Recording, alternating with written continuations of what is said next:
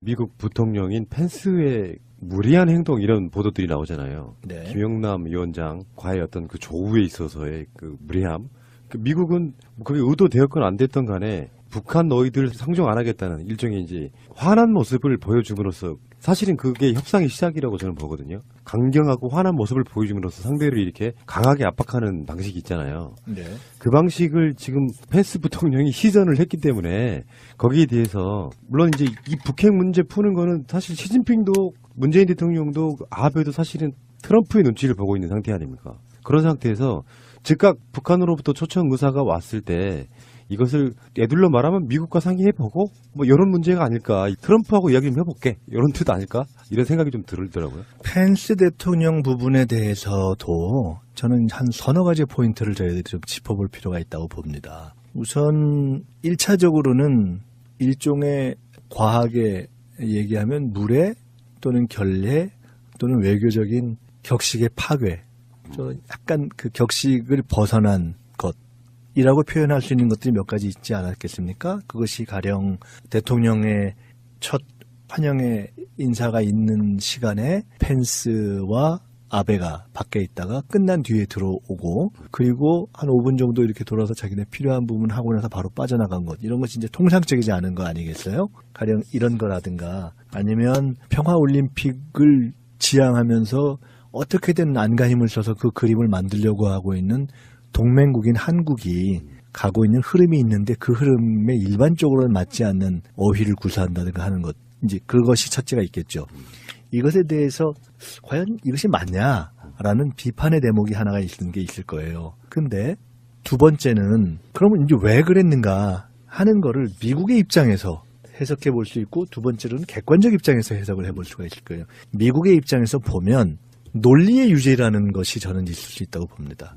논리의 유죄? 네. 미국은 트럼프 대통령이 밝혔듯이 지금 이렇게 평창에서 북이 찾아오고 참여하고 일정한 대화 국면으로 만들어진 것 자체가 사실은 강한 압박이 없었으면 가능하지 않았다. 제재와 압박을 통해서 북이 상당히 쪼였기 때문에 결국 그걸 풀기 위해서 된 측면이 있다라는 그 해석하는 논리를 가져왔지 않습니까? 네. 그런 의미에서 본다면 그 논리를 유지하는 차원에서도 한편에서는 지금 대화 국면이 진행되고 있지만 그것을 계속 강화하기 위해서조차도 미국은 원칙적으로도 그렇고 전술적으로도 자신의 논리를 유지하는 것이 맞다라고 주장하기 위해서도 펜스의 스탠스가 저는 있을 수 있었다고 보는 거예요. 그리고 미국의 입장에서는 그렇게 해석하자고 갑자기 스탠스를 바꾸면 상당히 어떤 논리의 유지가 이루어지지 않죠. 그러니까 보통 테러리스트와는 대화하지 않는다는 미국이 지켜온 철저한 원칙. 그래서 테러리스트로 북한을 규정하고 있기 때문에 이 두 번째 측면이 있다고 봅니다. 세 번째는 첫 번째 우리가 어떤 비판하거나 또는 이해하는 두 가지를 그냥 세 번째 좀 제3자의 입장에서 미국을 비판하거나 또는 이해하는 그 측면이 아닌 보다 중립적인 입장에서 본다면 그걸 다 떠나서도 이것은 불가피한 기싸움의 측면이 있다. 그렇죠. 네. 그러니까 그 기싸움이 예를 들어 이런 겁니다. 미국도 이렇게 얘기했지만 통상 국제 외교 무대에 있어서 가장 갑은 미국이지 않습니까? 네. 가장 자존감을 높게 중시하는 것도 미국이란 말입니다. 근데 보시면 이번에 펜스와 김영남의 뭐 조우가 이루어지느냐 안 이루어지느냐 뭐 이런 걸 하기 전에 통상은 북한은 만나고 싶어 하는데 미국이 안 만난다라는 인식의 전제하에서 언론은 그 프레임으로 가고, 그래서 미국이 참여하기 전에 주로 미국 언론을 통해서 또는 국내 언론을 통해서도 미국이 과연 북한을 만날까 안 할까 이렇게 가는 시점에서 어떤 일이 있었냐면 북한 대표단이 오기 전에 우리는 미국을 만날 생각이 없다 이렇게 먼저 일종의 선방을 쳤잖아요. 그러니까 사실은 서로 기싸움을 이미 먼저 한 거라고 보는 거죠. 그러니까 펜스 부통령이 안 만났지만 엄밀하게 따져본다면 사실 북한이 오기 전에 김영남이 와서 펜스를 만날 생각이 없다는 얘기를 미리 하고 온 거예요. 그런 상황에서 거기서 먼저 가서 악수를 한다는 것이 그 또한 논리에도 안 맞고 기싸움에도 안 맞을 수가 있죠. 끝으로 하나만 더 말씀드리면, 자, 이렇게 세 가지가 있고 끝으로 하나만 더 말씀드리면 저는 여전히 미국의 입장 변화의 가능성은 그러나 남아있다고 봅니다. 왜냐하면 펜스 부통령은 현재 미국 조야 내에서 강경, 온건, 대화 다양한 스펙트럼 가운데 비교적 가장 강경한, 이번에 빅터차 주한 미국 대사 예정자가 낙마하는 과정에서 드러난 가장 강경파를 대변하는 목소리를 상징하는 얼굴 아닙니까? 네. 그렇게 본다면 그렇게 강한 카드를 끄집어낸 거죠. 북한이 가장 유연한 카드로서 김여정 카드를 뽑았다면 미국은 가장 강력한 카드로서 펜스 카드를 먼저 개막식에 띄운 거예요. 근데 아직 뭐가 남아있느냐. 폐막식에 이방카 카드가 남아있습니다. 폐막식에 시진핑 오는 문제는 아직 결정되지 않았을 걸로 보이는데. 그런 건 이제 안 되어 있죠. 그런데 이제 얼마 전에 제가 그 민주공대 하면서 이종석 전 통일부 장관하고 얘기를 할 때 김여정 이방카 카드가 결정되기 전전날이었는데 저희가 얘기를 하면서 김여정 이방카가 만날 가능성 얘기를 했었거든요. 근데 지금 현재로서는 김여정이 개막식 참석이고 이방카는 폐막식 참석이기 때문에 둘의 미팅 가능성은 현재로서는 존재하지 않지만 그러나 어쨌든 이방카는 굳이 따진다면 현재의 국면에서 강온 어느 쪽을 대변하는 것으로 딱 정해져 있지 않은 얼굴이란 말이에요. 그렇기 때문에 저는 국면 전개에 따라서 아직도 트럼프 대통령이 여러 카드를 구사할 가능성에 이방카라는 카드가 하나 남아있기 때문에 그 점에 있어서 미국의 이 전체 상황을 보면서 미국이 취할 수 있는 여지를 만약에 판이 어느 판으로 일정한 흐름을 흘러간다고 할 때 미국이 그 판의 흐름에서 완전히 손을 띨 것이냐 아니면 완전히 주도권이나 또는 정보에 대한 어떤 접근권을 스스로 포기할 것이냐 이건 저는 아직 판단하기 이르다고 봅니다. 그렇기 때문에 이런 한 펜스 부분만 놓고 봐서도 이렇게 서너 가지의 포인트를 좀 분석할 대목이 있는 거 아닌가 이렇게 생각되는데요. 근데요. 네. 미국 입장에서 한번 보면은 본인들 입장에서 최선의 결과는 북한이 핵을 폐기하겠다라고 두 손 들고 나오는 거겠지만 사실 그럴 가능성은 없잖아요. 그렇죠. 그런 상황에서 트럼프도 국내적인 여러 가지 문제라든지 이런 부분에서 막 강경하게만 나가기는 좀 힘들 거라고 보고 북핵 폐기를 가시적으로 끌어낸다 이런 것보다 점차적으로 북한에서 어느 정도 양보 이런 거 있잖아요. 더 이상 뭘 안 한다라든지 동결한다라든지 뒤로 한 발 후퇴한 정도의 뭔가가 메시지가 나오면 트럼프 입장에서도 북한으로부터 뭔가 좋은 쪽에 가시적인 결과를 끌어낼 수 있다면 자기 나름대로는 국제 무대에서의 어떤 리더십이랄까요? 이런 거를 좀 이렇게 과시할 수 있는 부분이 있지 않을까 싶은 생각을 해보거든요.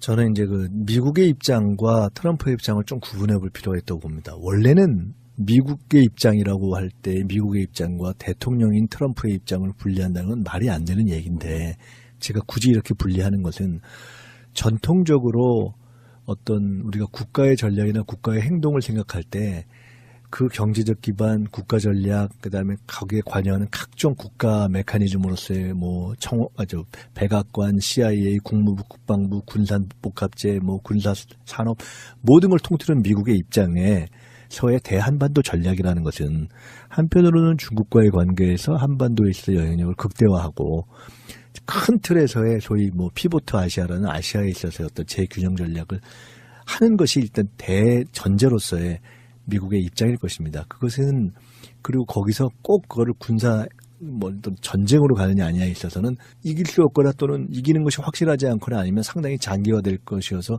정치적 부담을 주는 전쟁을 미국의 전략적 목표다. 이렇게 보긴 저는 어렵다고 봐요. 그런데 여기서 다시 트럼프로 간다면 트럼프는 통상적인 그런 미국 체제와 조금 다를 수 있는 행동을 큰 두 가지 틀에서 여지가 있다고 보여진 거거든요. FTA에서도 그렇고 지금까지 북한 문제를 다루는 데서도 그렇고 하나는 경우에 따라 조금 더 강경하게 그런 모든 것과 상관없이 아예 때릴 수 있다.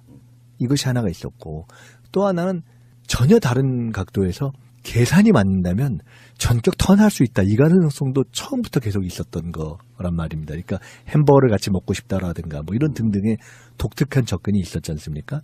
그랬을 때 트럼프의 입장에서 본다면 가령 미국의 경제에 도움이 되고 무기를 제일 많이 파는 데 도움이 된다면 뭐든지 할 수 있다도 있을 수 있지만 경우에 따라 전혀 다른 방식으로 미국의 경제적 외교적 이익을 극대화해서 가령 아주 비논리적일 수 있지만 핵 문제를 푸는 것과는 별도로 미국과 북한 사이에 일정한 딜이 이루어지고 그 이후의 관계에서 미국이 북한에 대한 주변국 가운데 투자의 영역이 가장 커진다.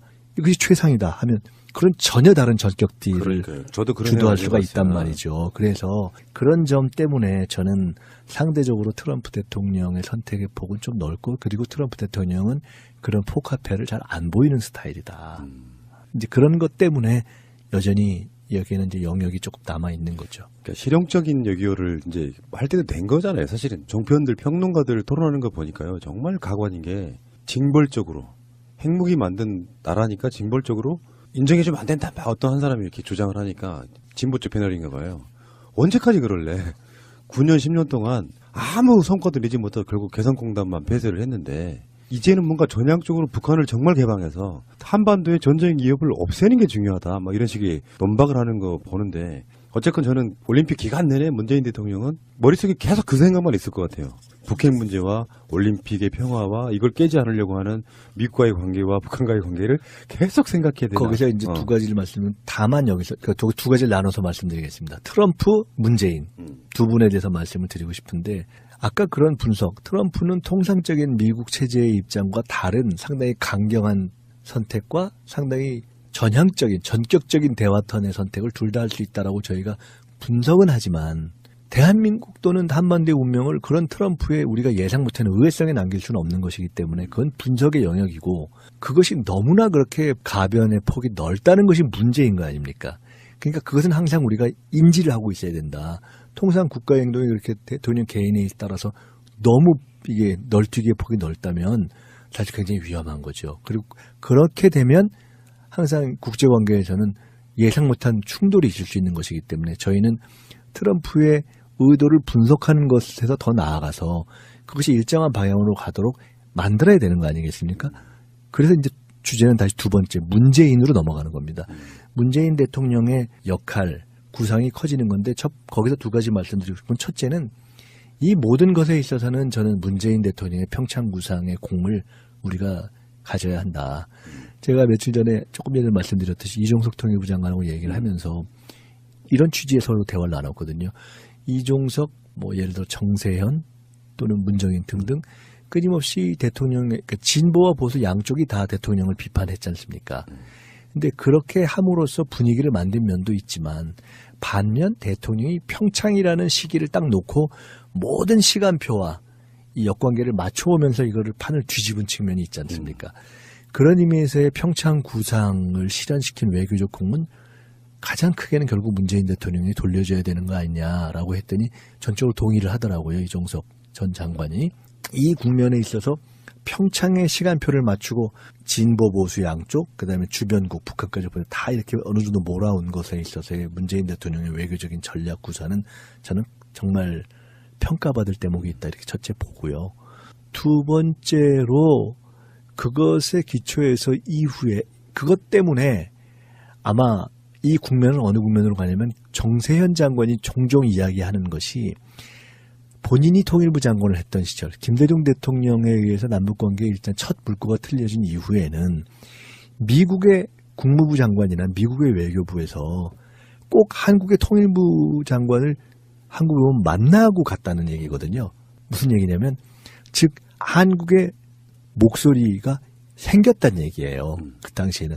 즉 남북 대화가 열릴 때만 대한민국의 외교적 룸이 생긴다. 미국도 한국을 완전히 패싱하는 것이 불가능하다라는 얘기를 해서 반드시 남북관계를 풀면서 모든 걸 풀어야 된다는 얘기를 강조하는 이유가 거기 있는데 바로 그러한 것 이번 평창을 거치면서 여전히 많은 변수가 남아있지만 미국도 북한도 다 설득을 해야 되지만 어쨌든 이 과정에서 대한민국과 문재인 대통령의 외교적 구상과 구사의 영역이 넓어진 것은 누구도 부인할 수 없거든요.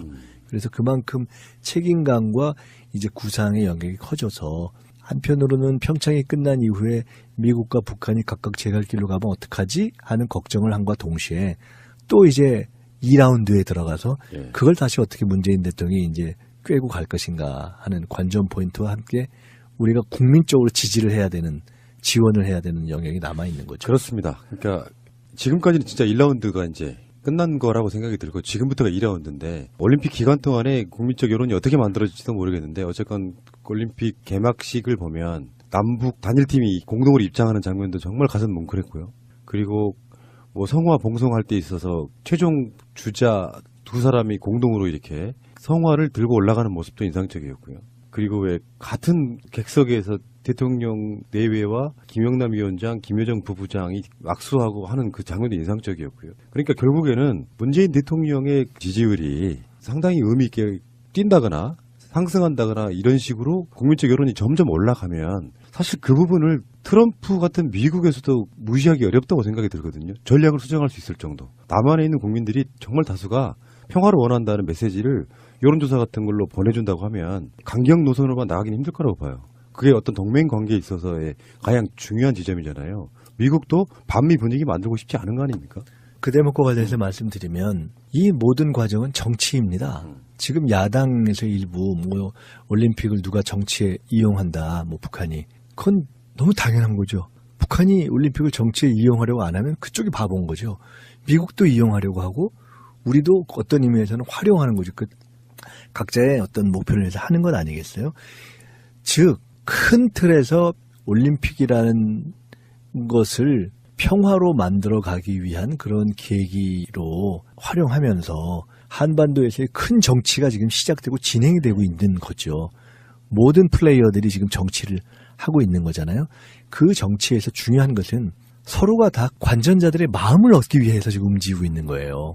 어떻게 보면 북은 이 과정에서 대한민국 국민의 마음이라든가 바라보는 세계인들에게 대한 마음을 자기네들이 조금 어필하기 위해서 움직이고 있는 것이고 그렇죠. 당연한 거 아니겠어요? 그렇기 때문에 근데 이 과정에서 어떻게 하느냐 가장 중요한 것은 한반도의 문제가 평화적으로 풀려야 되겠네. 그걸 응원해야 되겠네 하는 세계인의 마음도 형성되고 남북의 마음이 형성되도록 하는 그 길을 저희는 가야 되는 거죠. 그 자유한국당의 논평이 나왔는데 그 초청을 사실상 수락한 거잖아요. 네. 그것은 북의 전술에 말려드는 것이다 이렇게 표현을 했어요. 네. 그런 전술도 없었던 지난 9년 10년간 아니었습니까?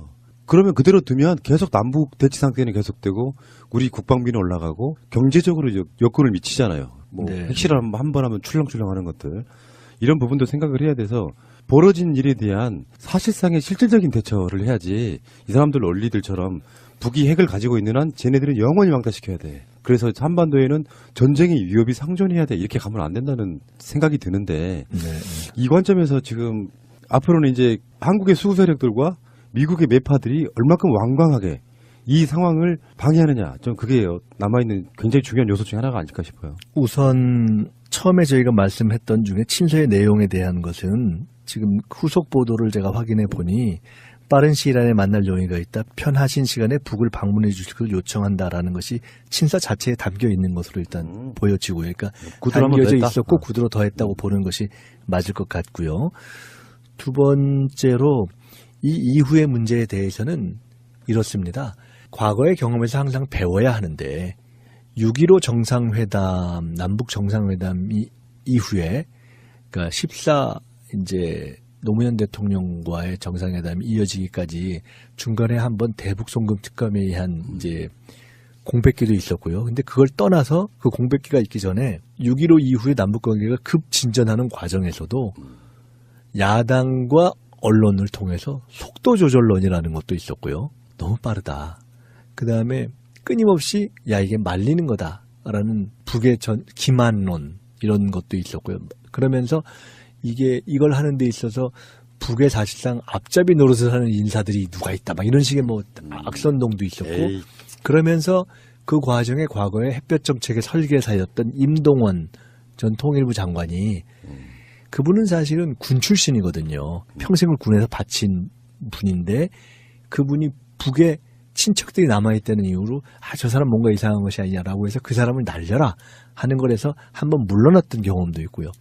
이렇게 앞으로 갈 길은 당연히 그렇지만 현실적으로 굉장히 복잡한 과정이 과거에 있었고 앞으로도 그럴 겁니다. 그래서 중요한 것은 이런 과정을 통해서 저는 지금까지 했던 것 이상의 몇 배의 대통령에 대한 이 외교라는 것은 미국에서도 여야가 없이 어떤 외교를 할 적에 밀어주는 거 아닙니까? 근데 우리는 심하게 특히 현재 야당이 그렇지 않기 때문에 저는 우리가 한층 더 대통령의 힘을 모아야 될 때다 이렇게 예, 봅니다. 알겠습니다. 계속 후속 보도가 나오는데 청와대에서 남북 이산가족 문제 그리고 한미 군사훈련 이 부분 문제는 언급이 없었다. 물론 있었다고 해도 다 밝히긴 힘들 거라고 생각이 드는데 일단 공식적으로는 한미 군사훈련 같은 부분은 이야기가 없었다 이렇게 나오네요. 저는 없었을 가능성이 더 높다고 봅니다. 왜냐하면 어쨌든 김여정 부부장이 그 부분을 다루는 전문가도 아니고 그야말로 현재로서는 공식적인 지위가 있는 것도 아니고 전달자로서 되어 있었고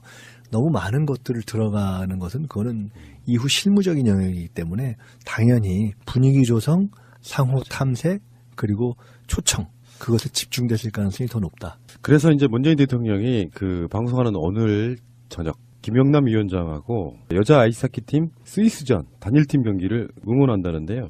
이렇게 따지면 벌써 네 번째 만나는 거네요.